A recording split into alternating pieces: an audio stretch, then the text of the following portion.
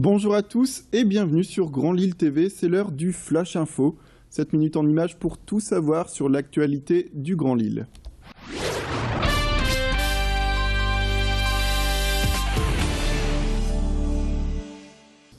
Et on ouvre ce journal avec le sport et la réussite d'un coureur lillois pour l'endurant pâle.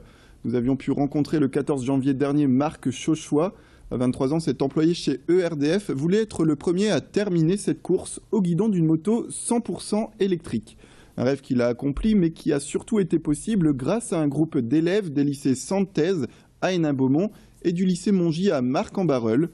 C'est eux qui ont permis de modifier en intégralité cette moto qui n'avait pas le profil requis pour endurer les charges de sable typiques à cette course. On écoute tout de suite, je vous le propose, un des professeurs du lycée de Marc-en-Barœul au micro de notre journaliste Thibaut Paquis. Au départ, c'est une moto qui est faite pour le terrain sec et pas pour le sable. Donc au premier essai, on a vu qu'on allait avoir une certaine problématique à résoudre. C'était quoi la problématique? La chauffe du moteur. Chauffe moteur, donc on a fait ce qu'il était nécessaire. On a fait différentes expériences et on a refait des essais et après on est arrivé à la dernière et qui a permis quand même de terminer le Touquet. De la part du pilote qui était très motivé et de nos élèves aussi qui, dès qu'ils ont vu la moto arriver ici, même s'ils travaillent sur le thermique, la moto électrique, ça les a un peu inquiétés et puis ils s'y sont mis et c'était magnifique parce qu'ils ont fait tout ce qu'il fallait pour que le projet aboutisse, quoi.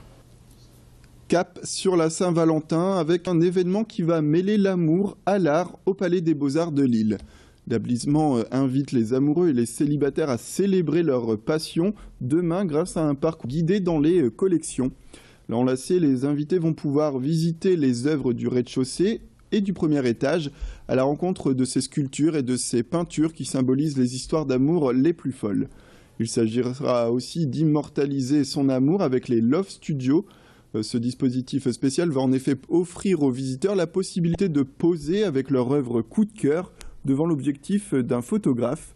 Et pour clore le tout, des danseurs de tango vont aussi animer cette soirée. Un moment qui promet sa dose de romantisme et qui en plus est gratuit. On écoute tout de suite le directeur du musée au micro de notre journaliste Rémi Pem. L'œuvre qui se trouve derrière moi est une œuvre d'un sculpteur du 19e siècle qui s'appelle James Pradier. Elle s'appelle Nymphe et Satyre.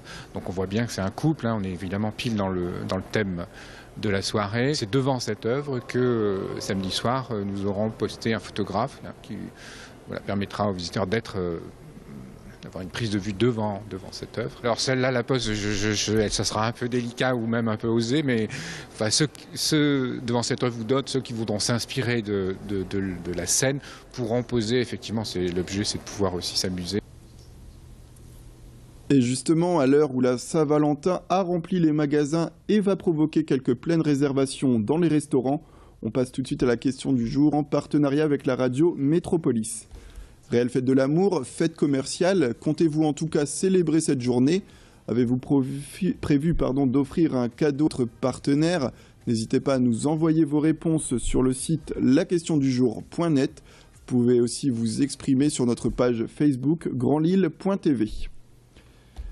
Et on passe désormais sur Grand Lille TV à notre série consacrée à la découverte du métier de psychomotricien.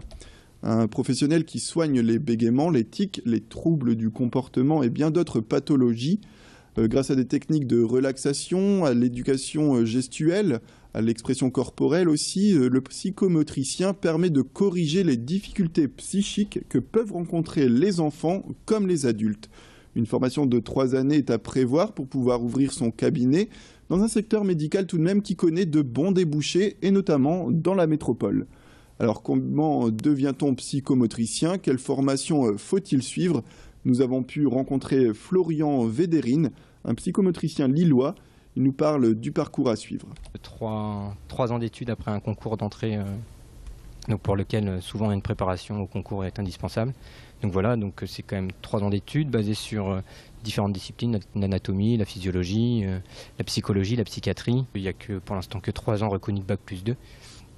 On aurait passé à un référentiel LMD avec la reconnaissance d'un grade master, donc c'est-à-dire 5 années d'études, puisque les populations accueillies en psychométrie sont très variées, hein, ça va du tout petit bébé jusqu'à la gériatrie, voire même maintenant les femmes enceintes. Voilà, donc les accompagnements en fin de vie aussi, en passant par la psychiatrie adulte, psychiatrie enfant, mais aussi tout ce qui est rééducation fonctionnelle. Donc c'est un grand panel et on aimerait pouvoir avoir des études plus amples pour pouvoir se former en amont. Et c'est la fin de cette édition. Merci à tous de nous avoir suivis. L'information continue sur Grand Lille TV. Mais avant cela, on se retrouve tout de suite pour la météo, suivi de l'infotrafic.